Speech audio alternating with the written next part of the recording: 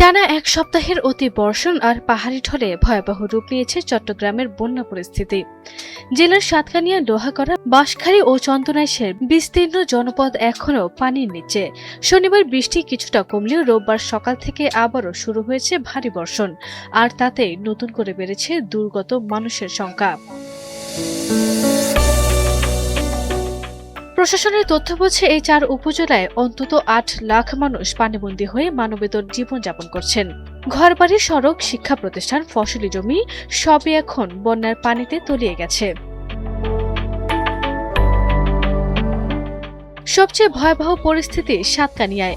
উপজেলার 17টি ইউনিয়ন ও পৌরসভার প্রায় পুরো এলাকা গত 7 দিন ধরে বন্যা কবলিত।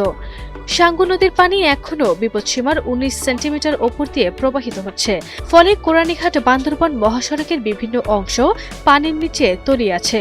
ব্যাহত হচ্ছে যান চলাচল, বিচ্ছিন্ন হয়ে পড়েছে অভ্যন্তরীণ যোগাযোগ ব্যবস্থা।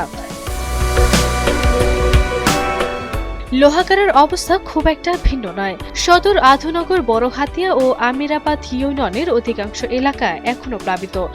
অনেক পরিবার ঘরবাড়ি ছেড়ে আশ্রয় নিয়েছে উঁচু জায়গায় থাকা আত্মীয় স্বজনের বাড়িতে। ত্রাণ পেলেও তা প্রয়োজনের তুলনায় খুবই অপ্রতুল বলে অভিযোগ স্থানীয়দের। উপকূলীয় উপজেলা বাঁশখালীতে পরিস্থিতি সবচেয়ে বেশি নাজুক। চাম্বল, ছনুয়া, সরল, পুইছড়ি, বাহারছড়া ও গন্ডামারা সহ বেশ কয়েকটি ইউনিয়নে জোয়ারের পানি আর বৃষ্টির পানি মিলে সৃষ্টি হয়েছে ভয়াবহ জলাবদ্ধতা। হাজার হাজার মানুষ আশ্রয় কেন্দ্রে ঠাঁই নিয়েছে, কিন্তু সেখানে খাবার, সুপেয় পানি ও চিকিৎসা সেবার সংকট প্রকট হয়ে উঠেছে। এদিকে চন্দনাইশে কিছুটা উন্নতির আভাস মিললেও রোববারের ভারী বৃষ্টিতে আবারও বাড়ছে পানি। শঙ্খনদ তীরবর্তী এলাকায় তলিয়ে গেছে ফসলের ক্ষেত। জেলা প্রশাসনের সর্বশেষ তথ্য অনুযায়ী চট্টগ্রাম মহানগর ও উপজেলাগুলোতে প্রায় 1,88,648টি পরিবার ক্ষতিগ্রস্ত হয়েছে। বন্যায় প্রায় 40 কোটি টাকার মৎস্য সম্পদ এবং 28 কোটি টাকার প্রাণী সম্পদ ক্ষতির আশঙ্কা করছে সংশ্লিষ্ট বিভাগ। পানি উন্নয়ন বোর্ড জানিয়েছে, আগামী 24 ঘন্টায় দক্ষিণ পূর্ব অঞ্চলে আরও ভারী থেকে অতি ভারী বৃষ্টির সম্ভাবনা রয়েছে।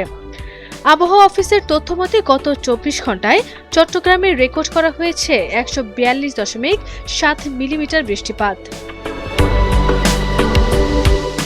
এদিকে বন্যা পরিস্থিতি মোকাবেলায় সেনাবাহিনী, ফায়ার সার্ভিস এবং স্বেচ্ছাসেবী সংগঠনগুলো উদ্ধার ও ত্রাণ কার্যক্রম চালিয়ে যাচ্ছে।